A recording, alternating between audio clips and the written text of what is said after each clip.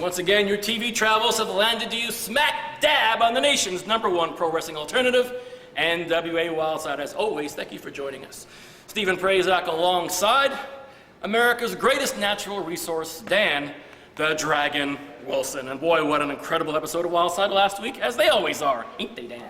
Last week on NWA Wildside saw Ray Gordy retain the Wildside Junior Heavyweight Championship with a little unexpected help from my broadcast colleague for that match, Salvatore Renaro. Also on the show, fans, you saw Jeff G. Bailey and the Angel of Death, Azrael, actually make an open challenge to Altar Boy Luke. The Altar Boy accepted. What happened after that was quite gruesome, however. The Altar Boy went toe-to-toe with the Angel of Death in a non-sanctioned contest. There was no referee. It wasn't even a match. But Rainman got involved, and the NWA Elite's numbers took advantage over the Altar Boy. They tied him up in the ropes and proceeded to carve him up with a knife. A bloody Altar Boy Luke was sacrificed for his belief. And that, my friends, was last week's edition of NWA Wildside. This week brings us Caprice Ice Coleman going after his legacy. The legacy being, of course, the World TV Championship held by the soul assassin Rainman. And that ain't half of it, my friends. We're talking about Hot Stuff Hernandez, the Wildside Heavyweight Champion. Finally back from his tour of all Japan. And he's putting that title on the line against the previous champion in a rematch from Wildside version 5.0. Nothing less than 600 pounds of no-pain train, the Iceberg. That and tag team turmoil to determine #1 contenders to the Wildside Tag Team Champions, held by, of course, Tank and Bulldog Reigns. That and a lot more this week on Wildside. Going back to December of 2002, Steve, Coleman was the reigning champion. He pinned Crew Jones at Hardcore Hell 2002. But a knee injury suffered in the best-of-5 series for the World Television Championship against Tony Mama Luke cost him that title. He had to forfeit due to injury, and a tournament was held, and Rainman won the tournament with maneuvers like that. Quick Yakuza kick, Killer Instinct by the Soul Assassin pounding on the challenger. And Killer Instinct is quite obviously one of the most prevalent things inside the body of the Soul Assassin. And he takes threats to his World TV Championship very, very seriously. I mean, out of all the guys in the Wildside dressing room who joke around a lot, have you ever heard Rainman utter one single funny thing ever? No, this guy is all business all the time, as well he should be with that ability. But the thing with Rainman is he's not afraid to take a shortcut. His alignment with Jeff G. Bailey has brought him more success than anyone could have possibly imagined as a single superstar. 9 months now, by hook or by crook, Rainman retaining the World Television Championship. And I can't think of a bigger crook than Jeff G. Bailey. You got that right. He's now in the ring with Caprice Coleman, the man many feel, as I stated earlier, the uncrowned champion. But Rainman seemed to have the number here tonight against Caprice Coleman. However, it was just last week on Wildside. Excuse me, that was actually 2 weeks ago on Wildside when Caprice Ice Coleman pinned Rainman in a tag team matchup. It was at Wildside version 5.0, thermal shock in the ring 1, 2, 3. He has proven that he can beat him. The question remains to be answered. Can he beat him tonight? On a one-on-one encounter, it's entirely possible. Caprice Coleman, oh my goodness, a pin attempt by Coleman. No go. Rainman kicks out at 2. And Caprice Coleman is a man who wears his championship ring. Oh my goodness! And Jeff G. Bailey's got some severely wounded digits. Oh, if only his mouth was where his fingers were, you know? Unexpected and very pleasant surprise there. Thank you, Caprice. More Caprice, more. Charges Rainman into the corner. Northern Lights suplex and rolls through. Make it 2. He rolls through again. He's got Rainman locked yet again.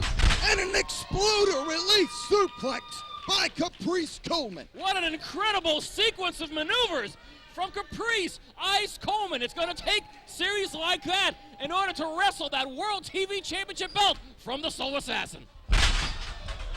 Goes for a springboard leg drop, nobody home.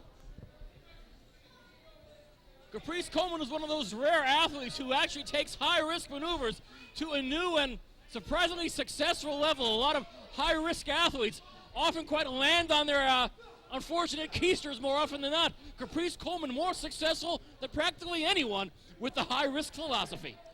Well, many people running the lines on this match had a big question as to who would win when it came down to a slugfest. Would the professional boxing background of Caprice Coleman win over, or would the street savvy of the Soul Assassin take precedent? And right now we have seen neither, but both men are on the floor and in that predicament, and they are scrapping, Steve.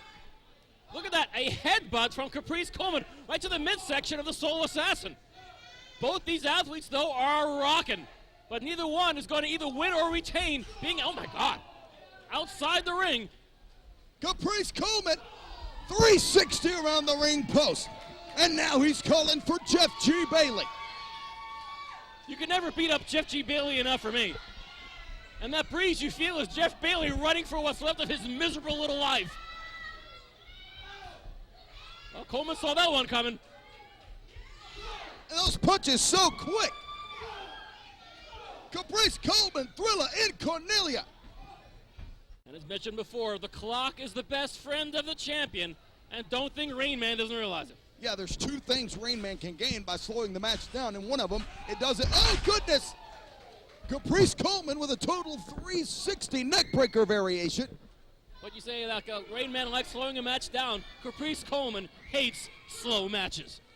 Yeah, Caprice Coleman's quicker than a hiccup. He goes 1,000 miles an hour every opportunity he gets. So that's one advantage Rainman has in slowing the match down. The second is he can manipulate the time limit. 2 minutes remaining in the television time limit.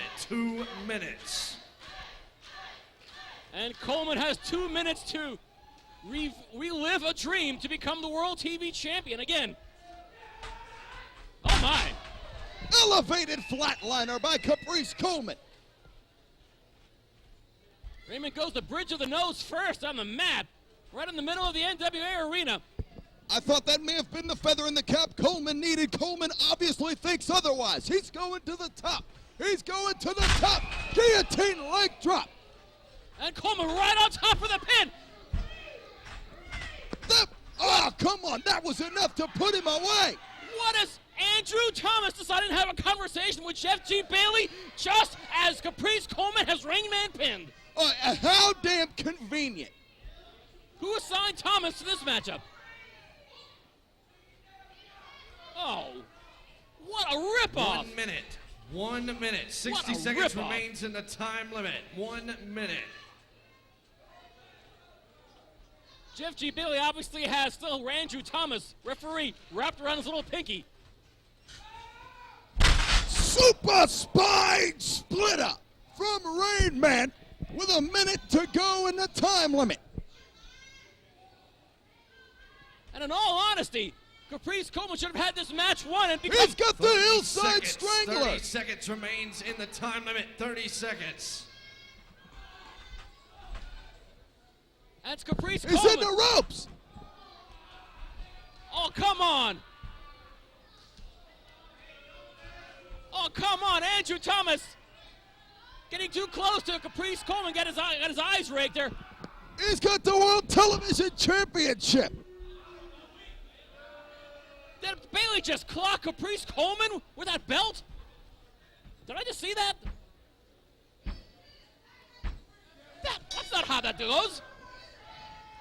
Ladies and gentlemen, your winner and still the NWA Wildside Television Champion, the Soul Assassin, Rainman.